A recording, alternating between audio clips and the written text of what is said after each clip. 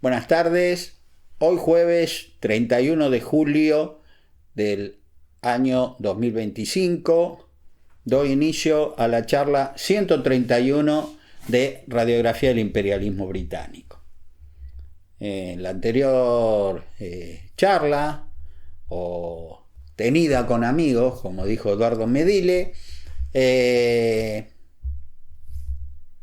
expliqué cómo se separa Buenos Aires de la Confederación Argentina y cómo el general Urquiza, en su momento, que tenía un poder militar impresionante, no quiso sofocar la secesión porteña por medio de la fuerza, en un gesto que no siempre ha sido bien valorado. Y yo, honestamente, lo he querido resaltar. Voy a comenzar la charla de hoy con la firma de un importante tratado limítrofe con Chile.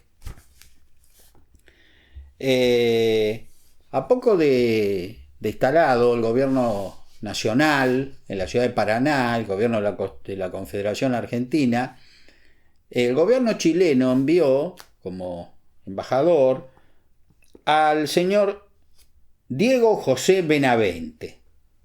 En nuestro gobierno nombró en reciprocidad como embajador en Santiago de Chile al doctor Carlos Lamarca.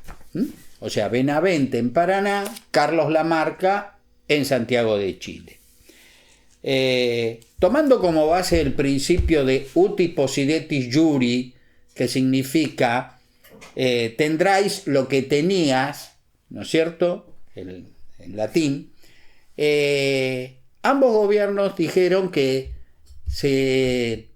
los límites se respetaban, mejor dicho, lo que cada uno de ellos tenía, cada país, Chile y Argentina, en 1810. Es decir, que Chile, pese a lo que yo dije hace unas clases atrás sobre algunas constituciones, que decían que terminamos en el Cabo de Hornos, no, Chile se retrotraía a su límite sureño, que era el río Biobío, es decir, a la altura de Neuquén. De ahí para abajo era todo Argentina. Así fue como, basado en el Tratado de 1826, que ustedes recordarán, firmó el presidente Bernardino Rivadavia, el primer tratado limítrofe con Chile.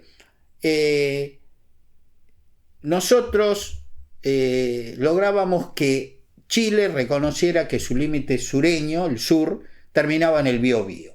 Así se firmó el Tratado de Paz, Amistad, Comercio y Navegación el 30 de agosto de 1855 en Santiago de Chile, y el mismo fue ratificado por el Congreso Nacional de la Confederación Argentina, que estaba en la ciudad de Paraná, el 31 de enero de 1856.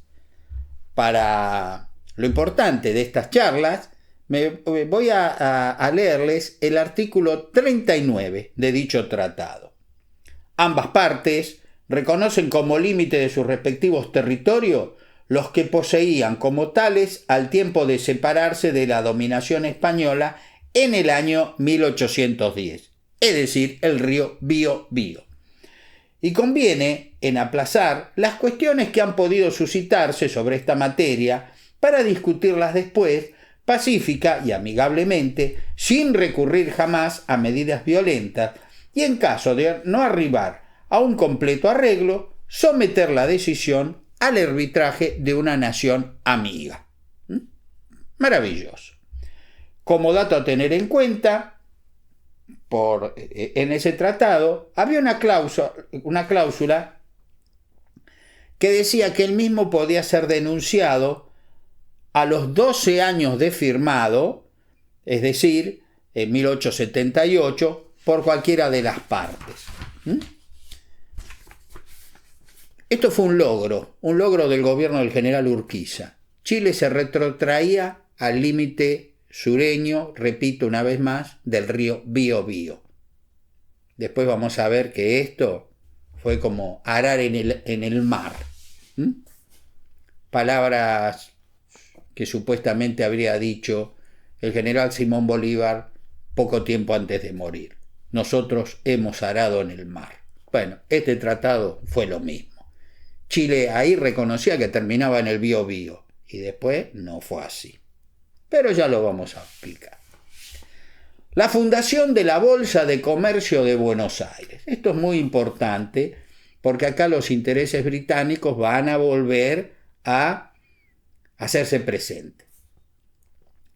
Un grupo de comerciantes porteños, varios de ellos británicos, disconforme con el accionar del Camuatí, que fue un esbozo de lo que hoy conocemos como una bolsa de comercio, que en el cual solo en la época rosa se permitían realizar algunas pequeñas operaciones comerciales, que el gobierno que todo lo controlaba, bueno, era como que hizo la vista gorda, miraba para otro lado, porque con el sistema imperante no se podía vivir, ¿no es cierto? Entonces, bueno, pequeñas operaciones mercantiles se permitían, ¿no? Nadie se escandalizaba.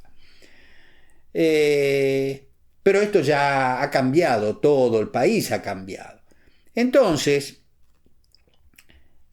varios de estos comerciantes reunidos en uno de los clubes más viejos y más queridos de la ciudad de Buenos Aires, El Progreso, donde yo hace muchos años tuve el honor de disertar, de dar una charla sobre el general San Martín, y para mí honestamente lo manifesté en esa oportunidad, fue algo que me emocionó y así todos los presentes se dieron cuenta. Estaba emocionado en serio, no lo dije por quedar bien. Yo hablaba en el Club del Progreso. La pucha, qué honor.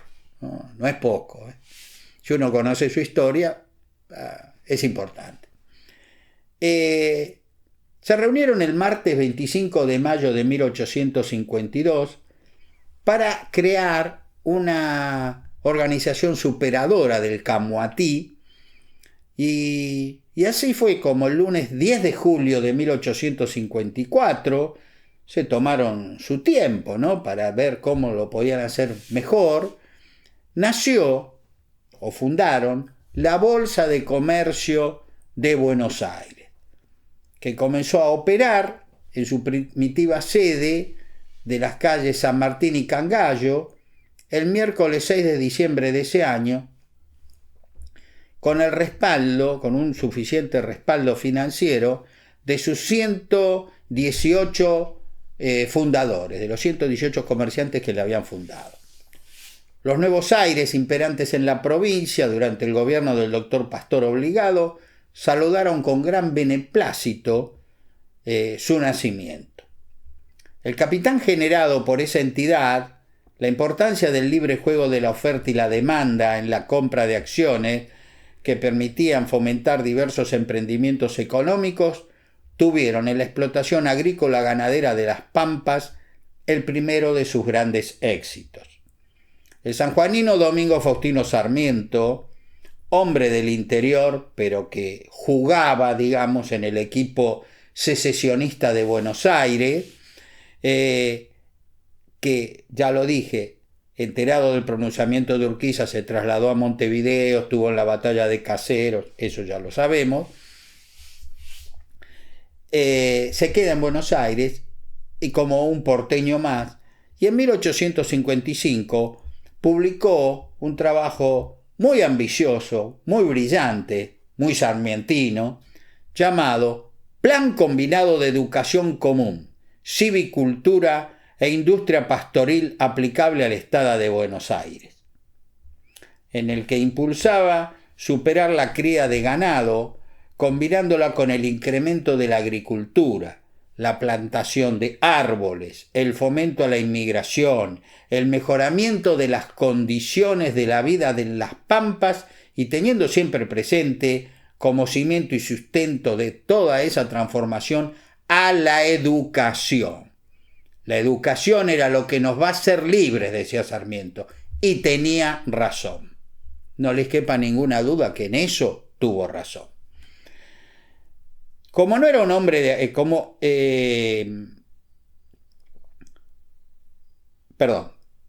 desde varios periódicos, Sarmiento dijo: hay que acabar con estos extensos latifundios de tierra que no sabemos prácticamente ni de dónde empiezan ni de dónde terminan. Tenemos que llegar al parcelamiento de las propiedades, ¿no?, de la producción ganadera y o de la agricultura. Y lo hizo a la forma que Sarmiento tenía que hacerlo, escribiendo. Y su eslogan, permítanme la palabra inglesa que es la que todos conocemos, su repiqueteo era: alambren, no sean bárbaros. Esto que parece poca cosa, no lo fue. Recuerden que el primer alambrado en el país fue en 1845 en la estancia de Ricardo Newton de Chascomús, prácticamente para proteger una pequeña huerta que tenía cerca del casco de su estancia. De allí, de a poquito, el alambrado va a ir ganando terreno y por supuesto que generó un gran negocio para muchos importadores y sus productores. ¿De dónde podían venir los alambrados? De Gran Bretaña. Sin comentarios. Pero fueron buenos los alambrados. En lo referente a la silvicultura, ciencia que estudia y trata el estudio de las selvas y los bosques naturales o cultivados, también dio el ejemplo Sarmiento.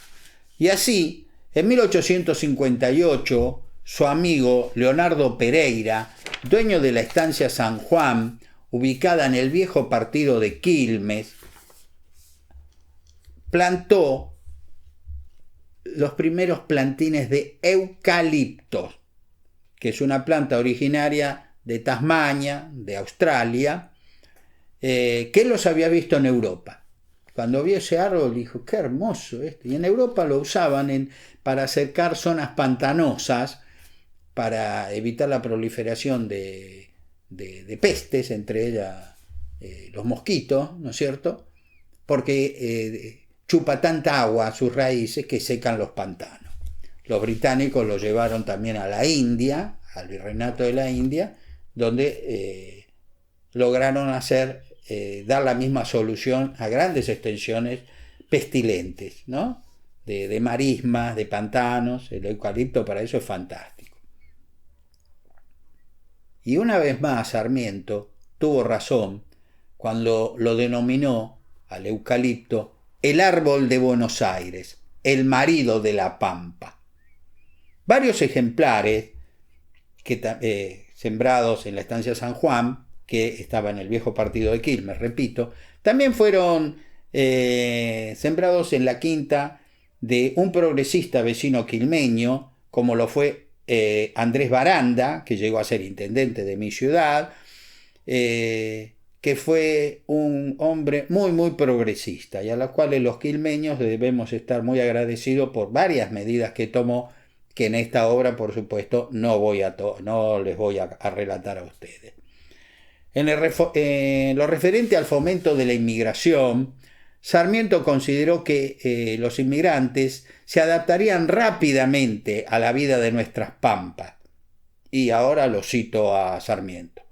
Y adoptando nuestros usos y hábitos, serán gauchos con pelo rubio y ojos celestes, como ya se han visto en los hijos de alemanes e irlandeses que poblaron Quilmes y la Guardia del Monte. ¿Qué tal?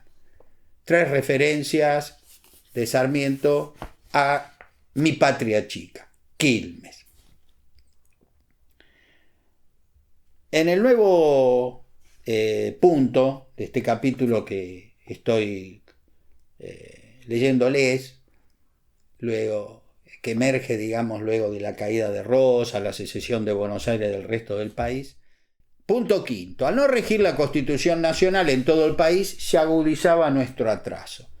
Queridos amigos, como ustedes saben, en 13 provincias, la Confederación Argentina regía la gloriosa Constitución de 1853.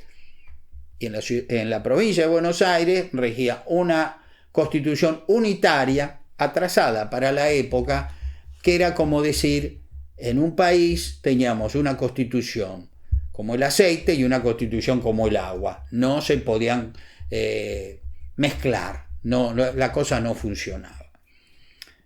El padre de nuestra constitución, el doctor Juan Bautista Alberdi, en 1856, describió brillantemente los problemas que teníamos que superar para ser un gran país, los que se agudizaron por la secesión, por la separación de Buenos Aires del resto del país. Habiendo transcurrido, esto fue en 1855, lo que les voy a leer ahora, 70 años, de este escrito, verdaderamente creo que a ustedes les va a llamar la atención la frescura, la actualidad de esta crítica que hizo Alberdi, quien dijo lo siguiente: los medios de protección que la Constitución nos proporciona son la libertad y los privilegios y las recompensas conciliables con la libertad. Escuchen, los argentinos hemos sido ociosos por derecho y holgazanes legalmente. Se nos alentó a consumir sin producir. Nuestras ciudades capitales son escuelas de vagancia, de quienes se desparraman por el resto del territorio después de haber educado entre la fiesta, la jarana y la disipación. Nuestro pueblo no carece de alimentos, sino de educación, y por eso tenemos pauperismo mental. En realidad, nuestro pueblo argentino se muere de hambre de instrucción, de sed de saber, de pobreza de conocimientos prácticos y de ignorancia en el arte de hacer bien las cosas. Sobre todo se muere de pereza, es decir, de abundancia. Quieren pan sin trabajar, viven del maná del Estado y eso los mantiene desnudos, ignorantes y esclavos de su propia condición.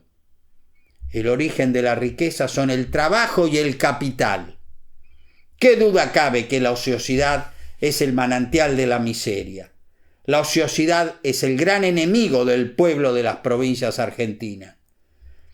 Es preciso marcarla de infamia. Ella engendra la miseria y el atraso mental de los cuales surgen los tiranos y la guerra civil, que serían imposibles en medio del progreso de la mejora del pueblo. Repito, esto lo escribió el gran Juan Bautista Alberdi hace 170 años y tiene una vigencia impresionante. Esto lo escribió ayer. Yo particularmente estoy muy enojado con la televisión. La televisión tendría que dejar de ser la caja boba, como se le dice, para ser un gran vehículo, un colaborador, algo que coadyuvara a la educación de nuestro pueblo. Pero la mayoría de los programas de aire, ¿qué son? Programas deportivos, uno tras de otro. Maravilloso el deporte, a mí no me disgusta, pero no tanto. Programas de chimentos, por favor, llenan horas y horas y horas, que fulanito se separó de menganita, que perenganito, que... Por favor. Pero eso sí, un programa cultural que valga la pena, si existe, perdónenme, no lo conozco. Y si existen, creo que con los dedos de una mano sobra. Me sobran los dedos. Esto que dijo Alberdi, lamentablemente, tiene una vigencia tristemente actual. Por lo menos, eso es lo que yo pienso. Ustedes podrán o no compartir, como en todo lo que ustedes escuchan, mi parecer. Bueno, punto sexto de este capítulo, creo que tan importante. Cómo la cría ovina, las ovejas, a la inglesa, cambió en pocos años el aspecto y la producción de las pampas de la provincia de Buenos Aires. Hoy, mis queridos amigos, si ustedes toman un auto, van en un micro, a Mar del Plata, por ejemplo, van a haber fundamentalmente vacas. En segundo orden creo que van a haber caballos y muy distante ovejas. Si ustedes viajaran, Mar del Plata en esa época no se había fundado, fue desde 1874, pero vamos a poner que ustedes viajaran a Chascomús.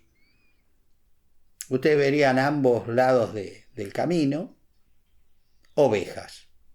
Ovejas, ovejas y ovejas. Había más ovejas que vacas. Qué curioso, ¿no? El aspecto de las llanuras sufrió un rápido cambio por la inesperada demanda de lana por parte del Imperio Británico. ¡Epa! Sí, los británicos tuvieron problemas de pestes con sus majadas, qué sé yo, entonces dijeron, ¿dónde podemos conseguir? Mataron sus ovejas, o muchas de ellas, ¿dónde podemos obtener lana? Australia era un territorio que ya tenían y que habían llevado ovejas, pero quedaba muy, muy lejos. Bueno, la cuestión se la hago simple. El lugar más cercano a Londres, a las textiles de las industrias textiles de Manchester, ¿no?, de Liverpool, era la República Argentina.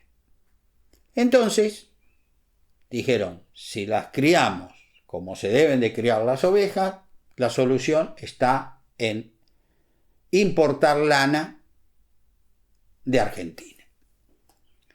Y por eso se las empezó a criar, gracias a la llegada de los alambrados, a la inglesa, ¿sí? Los campos debidamente diferenciados, en cuadros, porque la oveja come hasta si la dejan la raíz. Entonces hay que tenerla un tiempo en un lugar, trasladarla a otro campo, permitir que la pastura vuelva a regenerarse. O sea, pongamos, si usted tiene un cuadrado, lo divide en 4 y los va trasladando, y cuando vuelven siempre tiene pasto para comer, ¿sí? La oveja, le repito,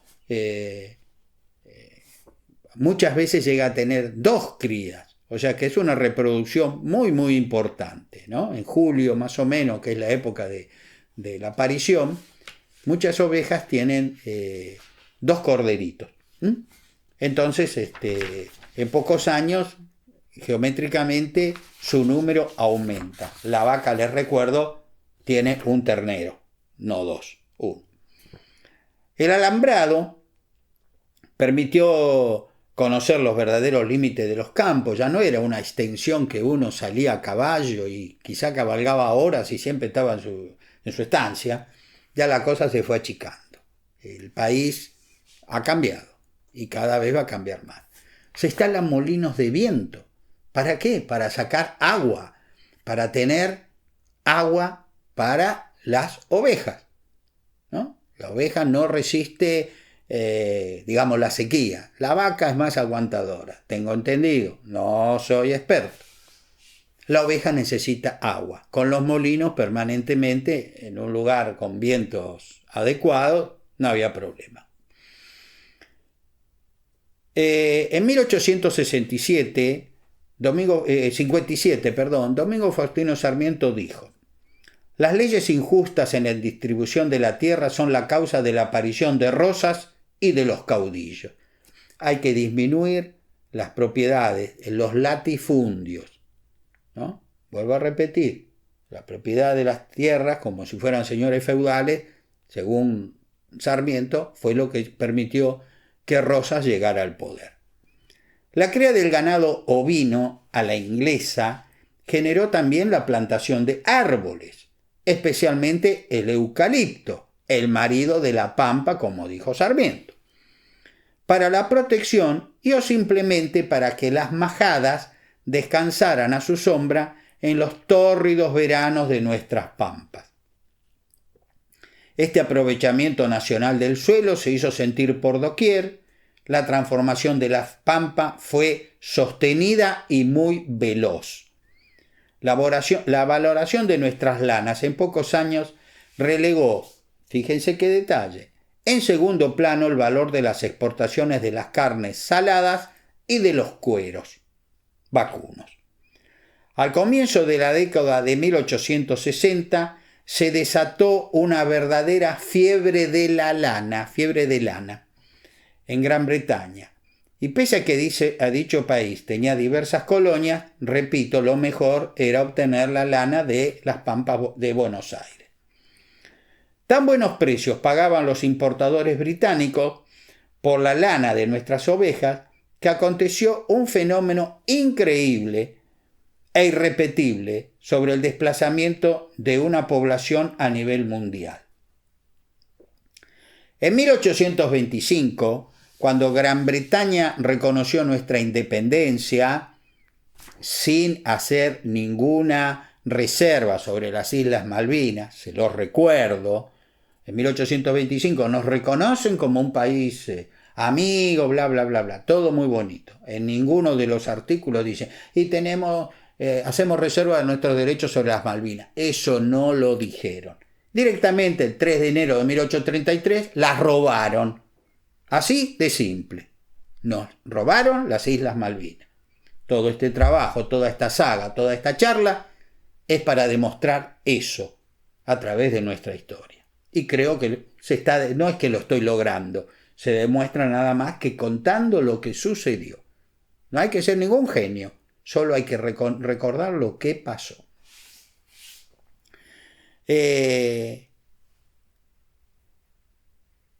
Buenos Aires, en 1825, teníamos 75.000 habitantes. ¿Sí?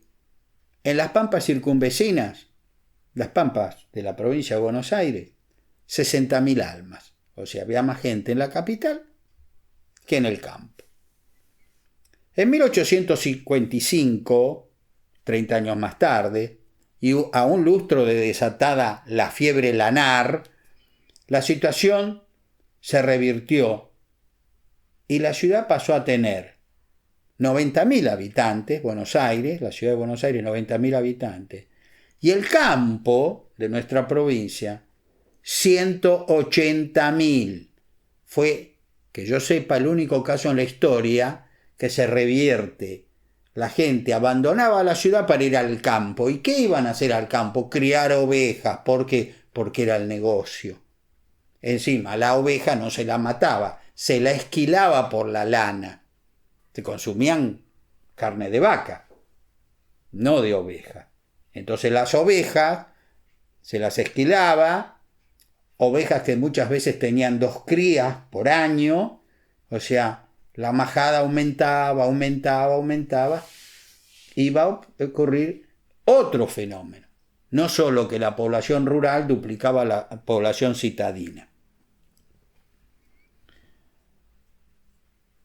Las vacas dejaron de ser un animal de segunda y ese rol lo tuvo las vacas. Qué curioso, ¿no? En un trabajo muy bueno, realizado, publicado el 25 de mayo de 1910 por el matutino La Prensa, que en esa época era el matutino de habla hispana más importante del mundo, se hizo una excelente comparación, ¿no?, sobre los kilogramos de lanas que nosotros exportábamos. Y se comienza en 1822 y dice que exportamos 384.295 kilos de lana. En 1829, 348.000, ahí baja un poco, 386 kilos. En 1837, 2.121.383. En 1840 disminuye, estábamos con la época de bloqueos, ¿no? 1.609.650 kilos.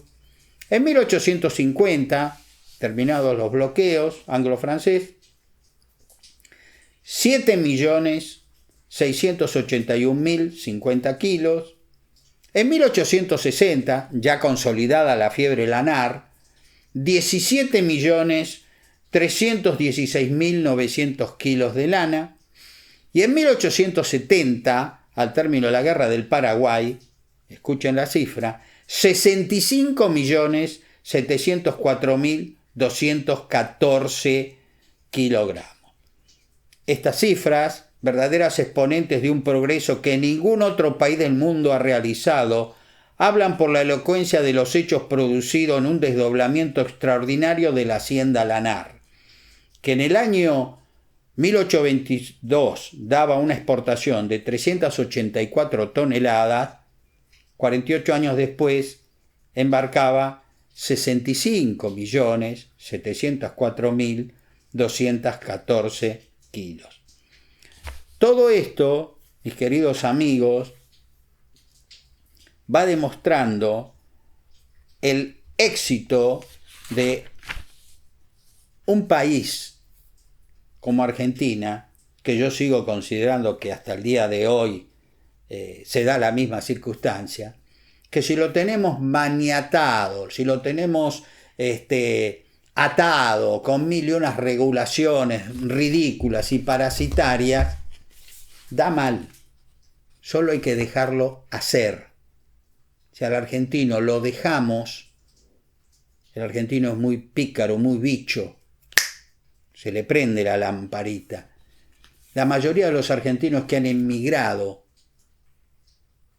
por diversos motivos de nuestra patria, por no haber encontrado aquí el trabajo, el lugar donde desarrollar su potencial, triunfan. Pero triunfan en aquellos países donde no hay tanta regulación. Las regulaciones son mínimas. Acá vamos a ver cómo surge, cómo termina todo esto. Se ha comenzado a trabajar para evitar tanta regulación, ¿sí? Ojalá que la cosa funcione, porque les repito, al argentino si lo dejan, conquista el mundo. En 1852, el año en que fue derrocado Juan Manuel de Rosas, una oveja valía 2 pesos. No valía nada. 2 pesos. 3 años más tarde, cuando Gran Bretaña necesitó de nuestras lanas, las ovejas pasaron a valer 30 pesos. ¿Qué tal? El valor de las exportaciones ovinas en 1852 era una cuarta parte de la que obtenían por los diversos derivados de las vacas. Carnes saladas, que servían de alimento a los esclavos de Cuba, Brasil y Estados Unidos de América. Cuero, cebos, astas. Las vacas, super primera. En 1862, la proporción se había igualado. Las exportaciones de las ovejas, la lana y de la carne vacuna y sus derivados estaban 50%. Se importaron reproductores de ovejas merinos finos para mestizarlos con las ovejas churras, que eran las descendientes de las traídas por los españoles. Y así los rindes de la esquila pasaron de 1 kilo a 1,5 kilos por animal. O sea, ya la cosa empezó a crecer. La cría intensiva fue cambiando el aspecto de las pampas y la descripción que efectuara Guillermo Enrique Hudson en allá lejos y hace tiempo, en 1853, desapareció definitivamente. Ya no se crearían las majadas a campo abierto y tampoco servirían de sustento al gaucho pobre, como lo escribió José Hernández en su inmortal Martín Fierro. Como las ovejas eran el negocio principal, a ellas se las alimentaba con pastos seleccionados, con semillas traídas desde Gran Bretaña. Las vacas debieron contentarse con lo que quedaba, con el pasto criollo. La pregunta que seguramente se hará más de uno es: ¿no había ovejas en territorio británico? Sí que había, pero como ya dije, hubo unas pestes que hubo que sacrificar varios cientos de miles, y luego la oveja en Gran Bretaña se la usaba como alimento, se la faenaba para comerla. Acá no, acá seguíamos comiendo vaca, las ovejas solo las esquilábamos. Y como se reproducen en muchos casos con 2 corderitos por año, el incremento era muy interesante. El tiempo es oro, dicen los británicos, y gracias a este acortamiento temporal, ¿no es cierto? Puerto, digamos, de la zona de Buenos Aires a Londres, era mucho más corto, prácticamente la tercera parte de Londres, Australia, o la India. Entonces, todos apostaron a las lanas de Buenos Aires. De Buenos Aires, ¿sí? No de Argentina, de Buenos Aires. Aparte, como cuando nos esquilaban en nuestro verano a las ovejas, esa lana viajaba a Gran Bretaña y por supuesto que al cruzar el ecuador terrestre, esquila realizada en el verano argentino llegaba ya en el invierno británico. Se las lavaba y enseguida se las industrializaba con las ropas de abrigo que ellos necesitaban, ¿sí? Por ello no fue de extrañar que escuchen esto. En 1865, la República Argentina, porque ahora Buenos Aires se había reunificado a la Confederación Argentina, fuera el primer exportador de lana del mundo. Repito, 1865 nos habíamos transformado en el primer exportador de lana mundial. Nosotros comíamos carne vacuna, exportábamos sus derivados, tasajo, carne seca, cueros, astas. Perfecto. Las ovejas, para lo único que la teníamos era para producir lana.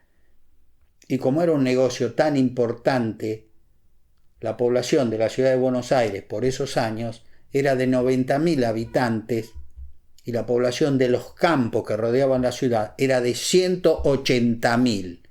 Caso único en la historia de la demografía mundial. La gente de la ciudad se fue al campo, porque en el campo estaba el negocio. El negocio eran las ovejas, la lana de las ovejas, con la que se abastecían en debido tiempo y forma la industria textil británica. Porque lana proveyendo tanto de el virreinato de la India o del dominio de Australia, salía muchísimo más cara que la comprada en nuestro país, fundamentalmente en las pampas bonaerenses. Así que fíjense, mis amigos, cómo a veces las cosas se van dando de tal manera que cambia la producción de un país. Nosotros que desde tiempos muy lejanos, todo era carne y cuero, carne seca y cueros vacuno, ahora se desplazó por la lana de las ovejas. Todo esto también va a hacer que sería muy importante traer lana más del interior más rápido. Y esto va a dar nacimiento a la instalación de los ferrocarriles, cuya historia, mis queridos amigos, voy a empezar a tratar en la próxima entrega. Como siempre, han sido ustedes muy amables y, si Dios quiere, nos veremos el próximo martes, donde de paso les voy a contar cómo me fue en la ciudad de Junín, donde espero que me haya ido bien. Muchas gracias por su atención. Muy buenas tardes.